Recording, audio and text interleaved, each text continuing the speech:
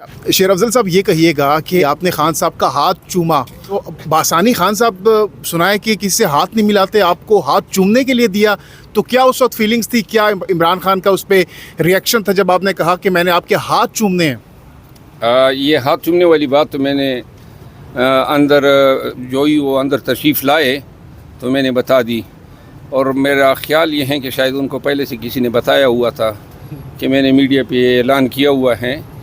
बाद में जब हमारी गुफ्तगू 1 घंटे से ज़ायद जब इसके बाद ख़त्म हुई और फिर मैंने उनको याद दिलाया कि जी वो फिर मुझे वो जो जिस एक मकसद मेरा था वो भी पूरा होना है, तो उन्होंने जो है अपना दायां हाथ आगे किया और वो कलाई से मैंने पकड़ा, और जब मैं उस वक़्त उसको देख रहा था तो उस वक़्त वो शायद थोड़े से शर्मा गए थे, हंस पड़े थे।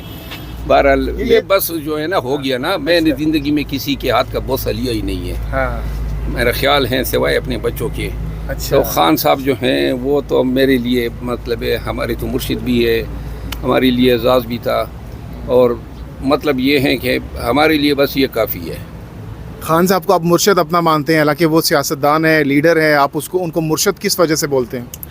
मेरा ख्याल है कि खान साहब जो हैं उसकी शख्सियत का सहर जो है, उसका जो फ़लसफ़ा है, उसका जो नज़रिया है, वो अब उसको लीडर से बढ़ के कोई चीज़ जो है बनाता है, और हम अपनी इस्तिलाह में ऐसे शख्स को मुर्शिद कहते हैं। मैं ख़ुद कभी पीरी मुरीदी के चक्कर में ज़िंदगी में मैंने इस पे बिलीव नहीं किया, लेकिन मैं ये महसूस करता हूँ कि अल्लाह ताला ने इस शख्स की ज़ात में कुछ ऐसी खूबियाँ और जिसमें कुछ मेटाफिज़िकल खूबियाँ हैं गैर तबई, जिसे हम पुरअसरार भी कह सकते हैं या जिसे हम रूहानी भी कह सकते हैं, वो इसकी ज़ात में हैं। क्योंकि जो भी शख्स इसके नज़दीक हो जाता है तो वो उनके दिल में इनके लिए मोहब्बत, एहतराम, इश्तियाक, अकीदत और ये सारी चीज़ें जो हैं दिल लबरेज़ हो जाता है इनके लिए। तो मेरा ख़्याल है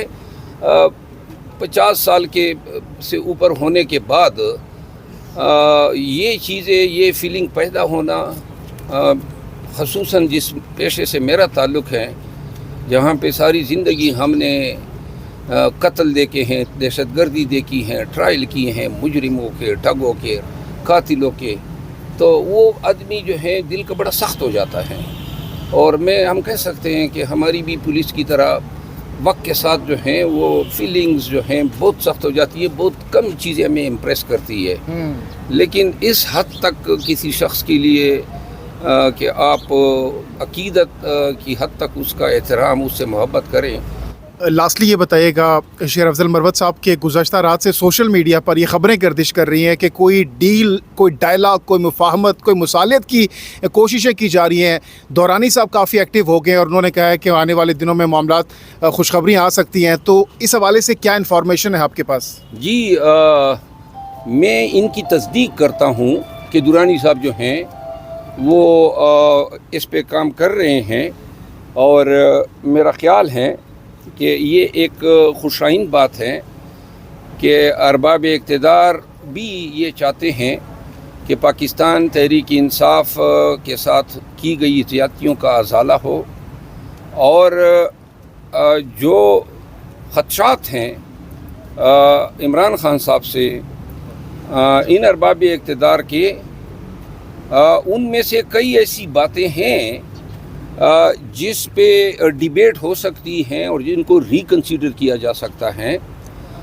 वो सदर साहब से भी मिले, और सदर साहब आपको इल्म है, एक चीज़ मैं आपकी वसातत से और बता दूं कि सदर आरिफ अलवी साहब ने कल एक लेटर लिखा है इलेक्शन कमीशन ऑफ पाकिस्तान को, जिसमें उन्होंने इलेक्शन कमीशन ऑफ पाकिस्तान को एडवाइस की है कि जी ये मेरे आर्टिकल 48 2.5 के इख्तियारात के मद्देनज़र रखती हुई जो तारीख़ उन्होंने मेंशन की है, इस पे कंसेंसस जो है सूबों का डेवलप किया जाए ताकि एक दिन में इलेक्शन हो।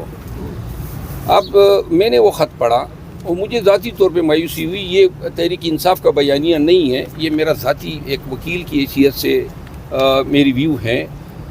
मेरा ख़्याल है कि अगर सदर साहब जो हैं वो तारीख़ देना चाहते थे तो वो तारीख़ उसने ख़ुद देनी थी, इलेक्शन कमीशन को लेटर नहीं लिखना था। اور وہ یہ تاریخ نہیں دی گئی ہے بلکہ الیکشن کمیشن کو جو ہے ریکمنڈیشن دی گئی ہے.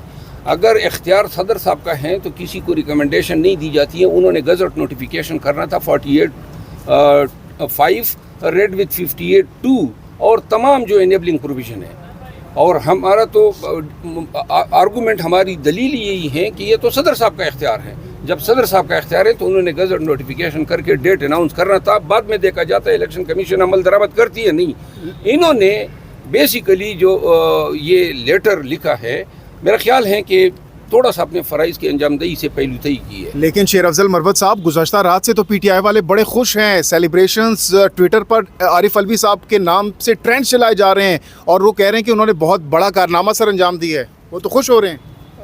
میرا خیال ہے لیٹر بھی پڑھنا چاہیے تھا نا. وہی وہ پاناما والا ایشو نہ ہونا. پاناما میں جب نواز شریف کا آرڈر ہوا اور انہوں نے مٹھائیاں تقسیم کی تو لہذا خوش ہونے سے پہلے ذرا خوشی کا سبب بھی دیکھنا چاہیے. سر ایک سوال لیجئے گا سر, آپ وکیل ہے, سینئر وکیل ہے سر, اسٹڈی آپ کی زیادہ ہے اور جب بھی بندہ کوئی زندگی میں اسٹڈی زیادہ کرتے ہو کسی کی تقاریر اور کسی کی جذباتی تقاریر اور ان چیزوں سے متاثر نہیں ہوتی. سر زندگی میں آپ کہہ رہے ہیں کہ خان صاحب کو میں اپنا مرشد مانتا ہوں, تو سر خان صاحب کی کون سی بات آپ کے دل کے اوپر لگی ہے جو آپ نے خان صاحب کے نام اپنی پوری زندگی؟ دیکھیے میں ذاتی طور پہ یہ سمجھتا ہوں کہ ہم جس مقام پہ ہیں اس مقام پہ ہمیں اپنی نسل اپنی قوم کو کچھ دینے کی ضرورت ہے.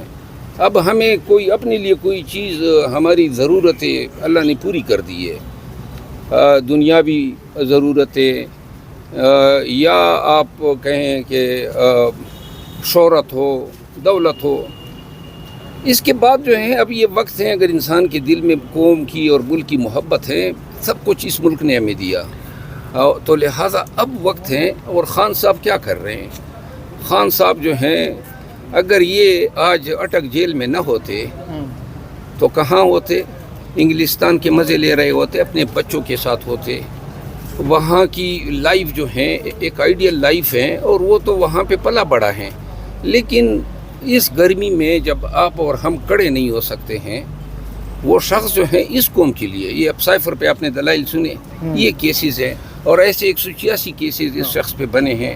مجھے علم ہے کہ ان کو توڑنے کے لیے بہت کوششیں کی گئی اور ڈیلز جو ہیں آفر ہوئی, لیکن کیوں وہ نہیں جو ہے جھک رہا ہے یا نہیں ٹوٹ رہا ہے؟